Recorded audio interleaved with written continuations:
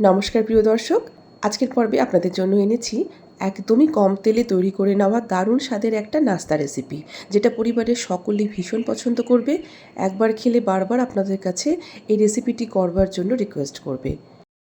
এটা একবার না তৈরি করে খেলে বুঝতে পারবেন না যে এটা কতটা ভালো খেতে হয়। তো চলুন দেখে নেওয়া যাক আজকের রেসিপি।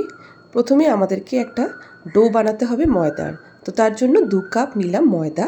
তার সাথে একে একে মিশিয়ে দিচ্ছি অল্প একটু, বলতে পারেন হাফ চা চামচ লবণ, 2 টেবিল চামচ চিনি, 1 চামচ ভর্তি করে গুঁড়ো দুধ, 1/4 চা চামচ বেকিং সোডা, 1 চামচ ইনস্ট্যান্ট ড্রাই ইস্ট। 1 চামচের বেশি দেবেন না 2 কাপ ময়দার জন্য, নাহলে ইস্টের গন্ধ করবে।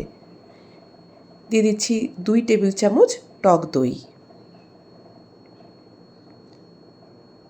1 চামচ ভর্তি করে মাখন, সামান্য একটু সাদা তেল। এবার এই সমস্ত উপকরণগুলোকে একদম আলতো হাতে ময়দার সাথে মিশিয়ে নেব। চাইলে এই কাজটা আপনারা একটা হাতা দিয়ে করতে পারেন, অথবা হাত দিয়ে করলে খুবই আলতো হাতে করবেন, নাহলে কিন্তু ময়দা দলা পাকিয়ে যেতে পারে।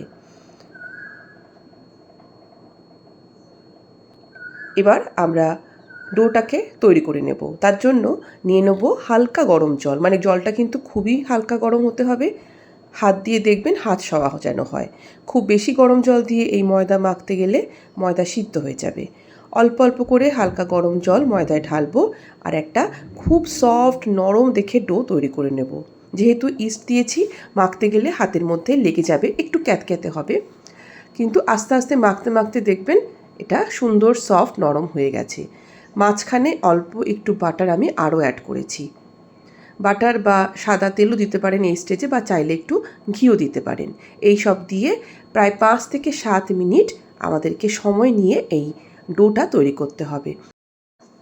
খুব ভালো করে সফট নরম করে এই ডোটা তৈরি করলে আমাদের রুটিটাও কিন্তু ভীষণই সুন্দর তৈরি হবে। ভালোভাবে নরম করে ময়দা মাখা হয়ে যাওয়ার পর এবার এটাকে আমরা রেস্টে রাখবো 1.5 থেকে 2 ঘন্টা। তাতে এই ডোটা ফুলে ডাবল হয়ে যাবে। তার জন্য একটা পাত্রের মধ্যে এটাকে ঢাকা দিয়ে সরিয়ে রাখলাম। যদি রোদের মধ্যে রাখেন এটা দ্রুত ফুলে উঠবে।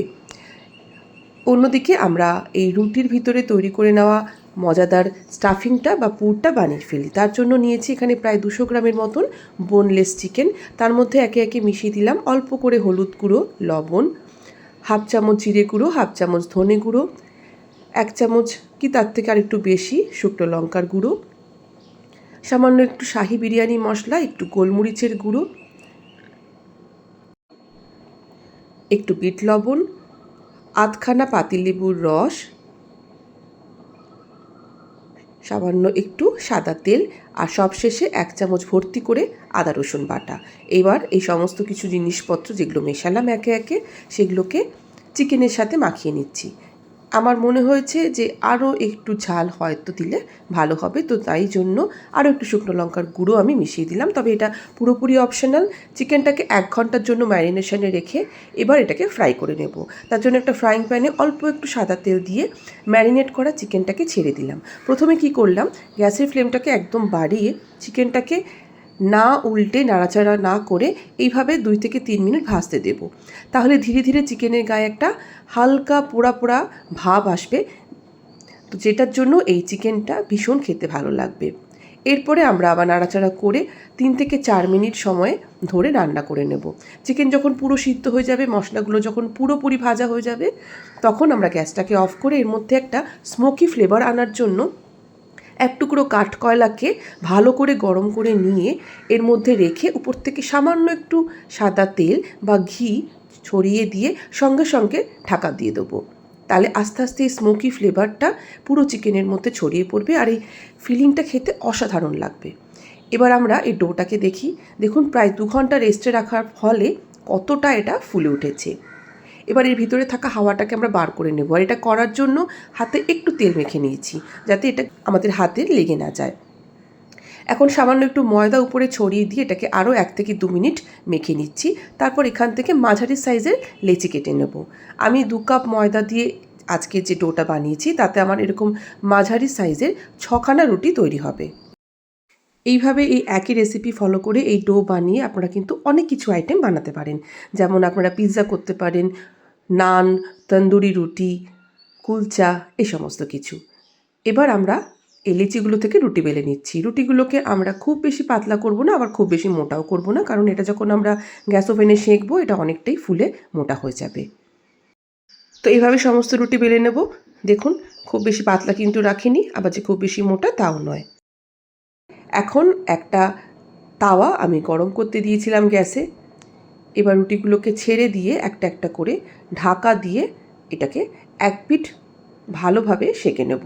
তারপর আবারও উল্টে অন্য পিঠ সেঁকে নেব। গ্যাসের ফ্লেমটা এই সময় লো টু মিডিয়ামে রেখেছি। আস্তে আস্তে দেখবেন খুব সুন্দরভাবে রুটিগুলো ফুলে উঠবে।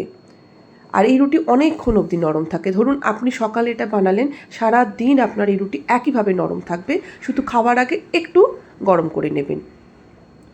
এইভাবে প্রত্যেকটা রুটি আমরা তৈরি করে নিয়েছি। এগুলো এমনি এমনি কিন্তু খেতে ভীষণই মজার লাগে। এর ভিতরে আমি আজকে চিকেনের ফিলিংস দিচ্ছি, আপনারা চাইলে ডিমের ফিলিংস দিতে পারেন, পনিরের ফিলিংস দিতে পারেন, যেরকম পছন্দের আপনারা সেটা তৈরি করে নিতে পারেন। এবার এই রুটিগুলোর মধ্যে আমরা তৈরি করে রাখা চিকেন দিলাম, একটু পেঁয়াজ কুচি দিলাম, একটু লঙ্কা কুচি দিলাম। এবার এটাকে রোল করে নিচ্ছি। আপনারা এর মধ্যে চাইলে একটু ক্যাপসিকামও দিতে পারেন, একটু লেবুর রসও দিতে পারেন। এবার একটা ছোট্ট করে টুথপিক এর মধ্যে গেঁথে দিচ্ছি। এইভাবে একে একে বাকি সমস্ত চিকেনের এই রোল বানিয়ে নেব। দোকানের থেকে স্বাদে গন্ধে এটা অনেক অনেক ভালো। এর মধ্যে তেলের ব্যবহার একদমই প্রায় নেই, সেটা আপনারা দেখতেই পেলেন। খুবই হেলদি, বাচ্চাদের টিফিনে অবশ্যই এটি দেওয়ার চেষ্টা করবেন এবং এটি অনেকক্ষণ অবধি এরকমই নরম থাকবে। আজকের এই রেসিপি ভালো লাগলে অবশ্যই এটিকে লাইক, কমেন্ট, শেয়ার করবেন। আর আমার চ্যানেলের নতুন বন্ধু হয়ে থাকলে চ্যানেলটিকে যাওয়ার আগে অবশ্যই সাবস্ক্রাইব করে যাবেন। সবাই ভালো থাকুন, সুস্থ থাকুন, নমস্কার।